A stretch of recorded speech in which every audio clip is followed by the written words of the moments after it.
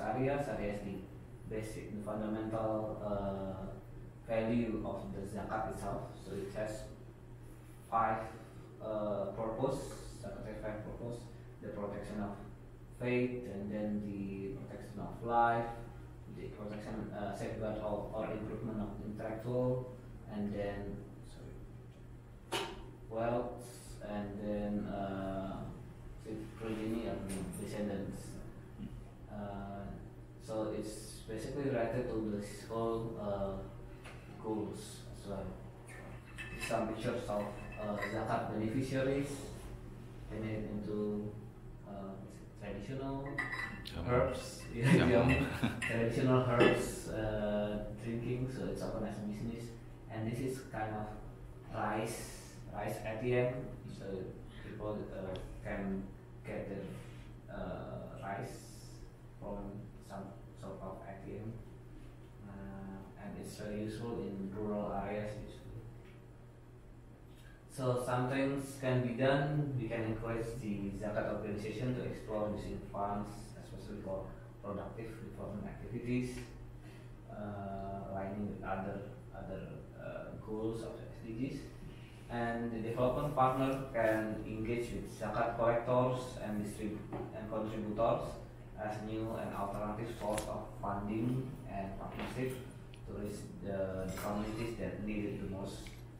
And like government can integrate zakat into their SDGs financing plan, and donor institution can seek out zakat agencies as new co-funding partners.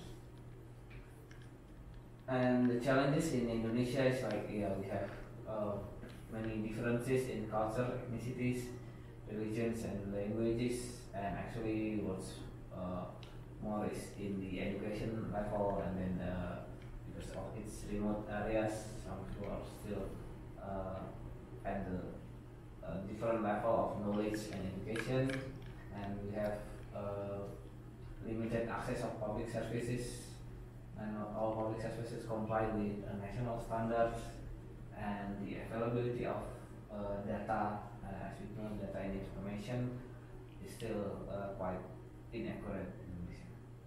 And yeah, that's all from me. Thank you very much.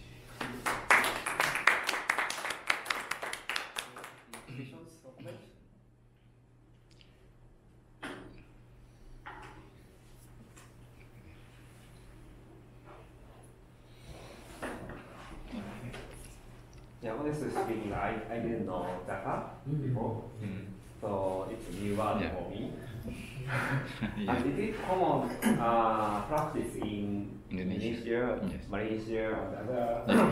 In every Islamic country, it's part of law that everyone who has money up to a certain extent, that is measured in gold or silver. So if he owns that amount of gold or silver or that amount of cash, so he has to pay 2.5. But if he owns above that, there is a threshold. So if he owns above the threshold level, so he has to pay 2.5% of that in order to. This is in fact a welfare system given by the Islam. And it is counted annually. So it is. So the wealth is accumulated per year, and it reach that amount, it should expand 2.5%. There are certain exceptions on that. I mean, if you own a house, then it's without the zakat will not be charged on that house. If I has a business, but it is only charged on an asset that is lying with me. That is lying idle with me. Either I have a cash, I have gold, I have silver, or I have a food item that is I have preserved for profit. So it's like idle assets. Yeah, idle assets that are extra to my need. So the zakat is charged by 2.5%. So it's common in Pakistan too. In every Islamic countries. Yes. So even if I have money in my bank account. So the country enforces it? Yes. So the country collects the money? Yeah, it's not a force. It's not a strong force. because asset declaration is not very strong in our countries. For example, if I have a bank account and I have, for example, last year the threshold level was, if I talk in Pakistan rupees or if I talk in US dollars, if I have more than $300 in my account, then it's almost 300, not exactly 300, but 300 and something dollars was the threshold level of holding cash that cannot be charged with zakat. So if in my account, if there are more than 300 and something dollars in my account, the bank will automatically deduct the zakat at the rate of 2.5%. The implementation is up to this extent. But again, if I have a cash of $1 million in my home, government doesn't know that. The government cannot charge that. It's my personal will that whether I will pay zakat. You have to declare on that or not. But the zakat is basically it's been said in our belief that it's to purify the wealth. Yes. That's what we have. It has two benefits. If first it purifies our wealth, and second is it creates wealth for the poor people. Is the payment of zakat reduce your tax obligation? No. Yes, it is in agriculture, but it's not in the, because agriculture has ushar, and ushar is paid as a ushar is a term that is for agriculture. If for agriculture produce, if I am a farmer and producing rice, yes. I have to pay 10% of the profit of rice as this, not 2.5%. It's a 10%. So if I am a producer, agriculture producer, I have to pay 10% as per law, as per Islamic jurisprudence, Islamic law. Thank you for your explanation. Indonesia. Actually, Indonesia has a slightly different case because it is not obligated here in Indonesia. So it is based on the people's will. Yes, it's more voluntary. It's more voluntary in Indonesia because we don't mandate it. And the Basnas, the institution of the national zakat collector, it is quite new, quite recently, and government integrated the zakat with the tax also quite recently. So if I pay zakat through Basnas and the tax, my obligation for tax, annual tax, will be deducted from the zakat, and it is quite new, maybe just 5 years or less than 5 years at least. It's a good practice, but it has some misconceptions because people do not pay tax happily, because the people think that, especially in the developing countries, people think that if I'm paying tax, I'm obliging the government rather than taking it as obligation on themselves. If the zakat, people, in our country we have two systems also. First, the government collects zakat and hand it over to the poor people to whom the zakat is to be paid, who has no source of income, like widows, like very old people, like people who have no other source or cannot earn the money or have disabilities like that. So one is the government collects money from the people and pays to them. But people do not have trust on the government.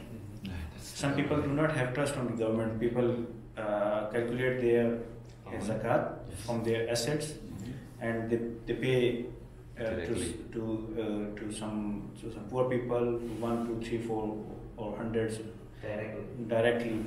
They don't trust the government, and they are right in some situations that government offices somewhere have corrupt practices to misuse the funds. So there are two ways. Again, it's an obligation for our own, for the Muslim people, that how I calculate and how much I pay or not. Tax is like it's like a must to do thing by the government and by the people. But zakat is not made as mandatory, because people think that if I'm paying zakat, I will purify my wealth, and if I'm paying tax, it's not sure that I will purify my wealth. Yeah. There are belief issues here. Yeah.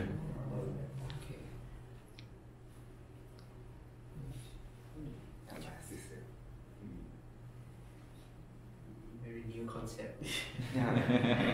But it's about 1500 years old concept. Very new for me. Because in Singapore, there are Muslim people, but I'm not sure whether this exists or not.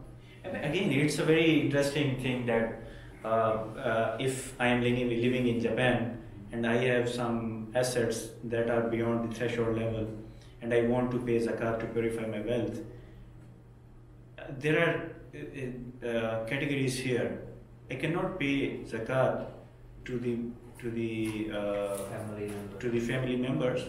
I cannot pay zakat to the just for the sake of paying to some. I mean, either he deserves or not. I have to find a deserving person. Whether I am living in Japan or I am living in some other country, if I am not finding here, then I have to find other than Muslims here. And if I do not find other than Muslims here, then I have to send it to another country. In any case, I have to pay, and whether I'm living here or I'm living somewhere else. So these are some issues. But if this system is fully operational and implemented in its true spirit, then there will be no need for taxation, extra taxation, if this system is implemented in the Muslim world. But the issue is that we are not. As far as I will not say we, I will say I'm not very much honest with my wealth and with my assets.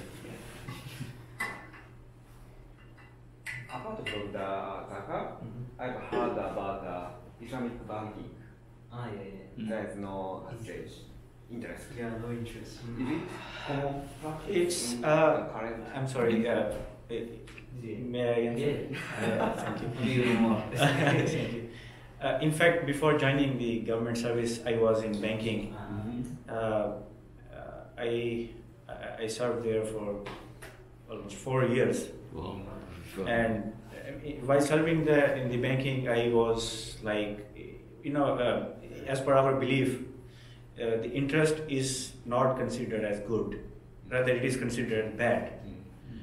In very easy words, I wanted to switch from conventional banking to Islamic banking.